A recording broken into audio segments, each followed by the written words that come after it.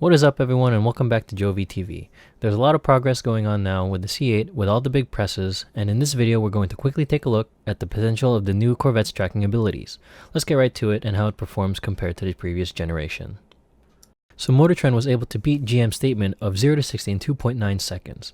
Instead, they were able to get to 60 in 2.8 seconds and managed to do a quarter mile in 11.1 at about 123 miles an hour. Car and Driver as well as Road and Track were also able to do this in 2.8 seconds. With about 60% of the C8's mass on top of the rear wheels, it'll put down much more power to the ground more efficiently than the 50-50 weight distribution of the C7 Z51. Although the C8 Z51 is about 195 to 200 pounds heavier than the C7, it also has 35 more horsepower coming from its new LT2 engine.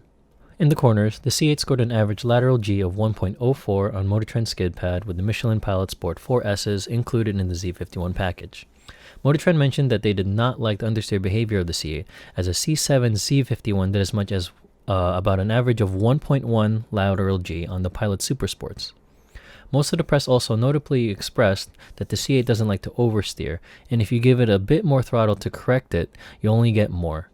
It's more on the sensitive side, so if you put too much throttle, it is highly likely you'll spin out. It doesn't mean that it's impossible to control a drift, as in the Corvette reveal video, it shows one drifting smoothly in a corner, and hopefully it's not just CGI. And Matt Farah of the Smoking Tire says otherwise. There we go! Do riff do, no problemo! So what this is telling me is that one has to generally be more patient with the throttle when going around the corners. I don't have much experience driving mid-engine cars, nor am I used to having nearly 500 horsepower at the crank compared to my 370Z's 330 horsepower. So the Corvette will actually force me to take my time with the throttle and trust in putting power down to the ground right after the apex to take advantage of all that grip upon acceleration. Knowing these quirks will reduce the chances of me going off track or causing any damage if I ever get careless. Because we don't need to die. Road and Track states that compared to the more expensive car manufacturers, it's not quite there yet with the likes of Porsche or Ferrari when it comes to the feel of the road. They said that the C8 doesn't perform as well as the top-of-the-line Camaro or the Cadillac ATS and CTS, where they described that the chassis on those cars still responded to the tiny steering adjustments or throttle position even when handling at their limits. However, these may be fixed with a tune, using track-oriented tires, or simply wait for the more aggressive C8 variants. MotorTrend was not too fond of its braking ability either. 97 feet is the distance required for their drivers to stop from 60 to 0, and that's actually worse than the C7.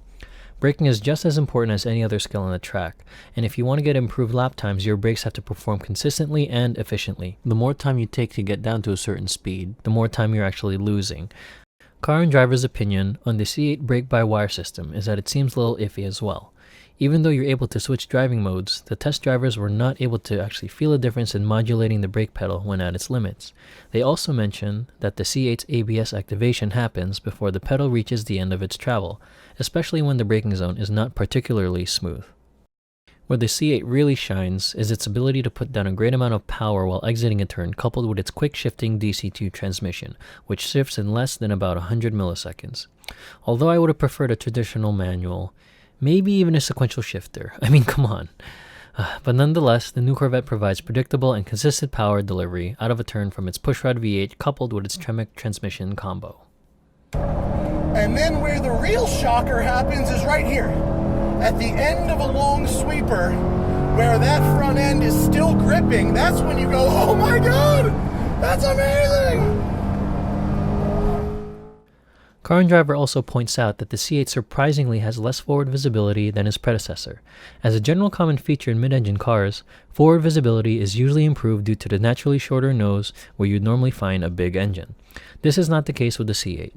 They did extensive measurements in visibility, and in this diagram, you'll see that perhaps due to the very long dashboard of the C8's interior, it has roughly 3 feet less forward visibility than the C7.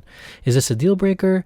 Certainly not, and it probably won't have a significant negative effect on the track since the driver is usually looking several seconds ahead of the car most of the time. The C8, however, does have improved all-around visibility, and with the help of the electronic rear-view mirror, you can actually see more behind you.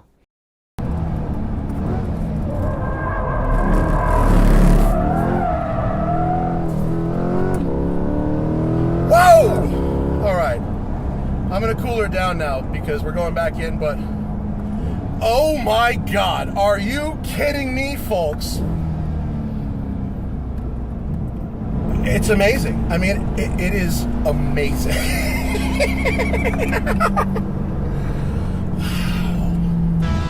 Despite MotorTrend's disappointment in the car's slightly worse braking performance and understeer, they said that GM kept their promises on the C8 and even more so. They described it as the most premium feeling and the quickest Corvette to ever roll off the assembly line and up to a stoplight. Car and Driver described it as a laid-back cruiser, ferocious track animal, and a well-executed interior. They also mentioned it looks more like a Ferrari, and that's a good thing, further confirming that this is really a sports car bargain. Road and Track comments that the C8 is significantly good, but not great yet. They say this because it's only the first Stingray model, and it's also been a while since GM had revisited a mid-engine layout. There's still much more room to improve, and that's a great thing. So that's all the time I have for now, guys. Don't forget to like and subscribe, and I appreciate all your help and support. See you guys in the next video.